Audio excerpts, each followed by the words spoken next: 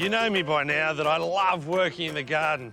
You see a result every time. But what about you work in the garden, clean something up, and with the byproduct, you can make something that looks fantastic inside. Now that's a win-win. One job, two results. And one of those jobs is keeping an eye on my trees. Now, along my driveway, I've got ornamental pears. This one's called Capital. I chose it because they're very upright and it's not going to crowd out the space.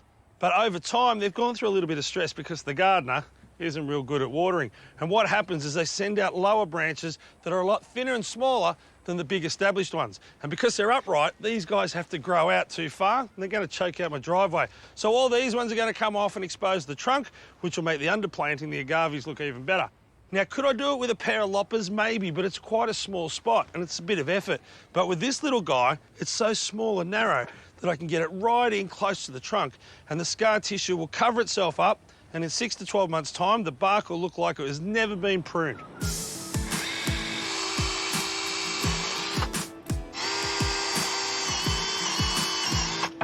For larger branches, when you're taking it off, don't go and cut straight back to the trunk, whether you're using a pair of loppers, chainsaw, or one of these. Take off the bulk of the weight, and then you've got a little manageable bit that you can cut, and you won't tear the bark and ruin the trunk of the tree. And the best thing about this, it's so light and easy to work with. Now, it's battery operated. The convenience of that is, well, everyone knows you don't have to worry about a lead or mixing fuels. It's got a replaceable blade on it, so you don't have to worry about oil and mixing things up. And just the fact that it's relatively quiet, you can do it early on a Saturday and Sunday morning and not pee off the rest of the neighbourhood.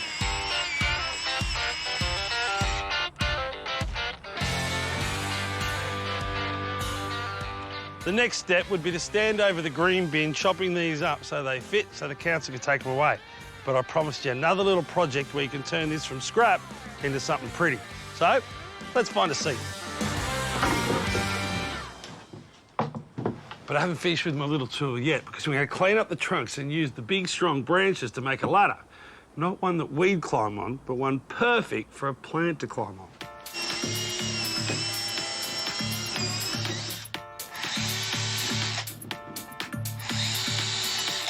With all that cutting, you're going to create a bit of sawdust. It is dead easy to clean out and keep working.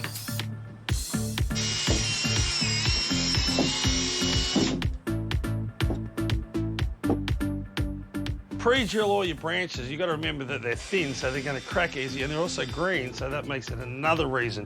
And then when I'm screwing them together, I'm just using a mix of 30 and 40 mil screws, purely so I get a good hold on the upright of my ladder, but don't go through to the other side. And I did mention that this isn't for carrying human weight, didn't I?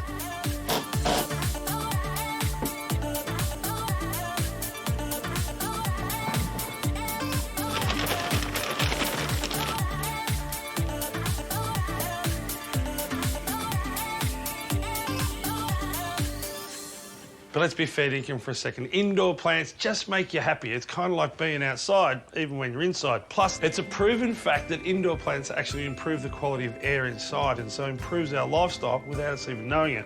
And so it's not one-dimensional. I'm going to put a couple of bromeliads down the bottom. It'll draw your eye up, beautiful foliage, and down to the beautiful pot.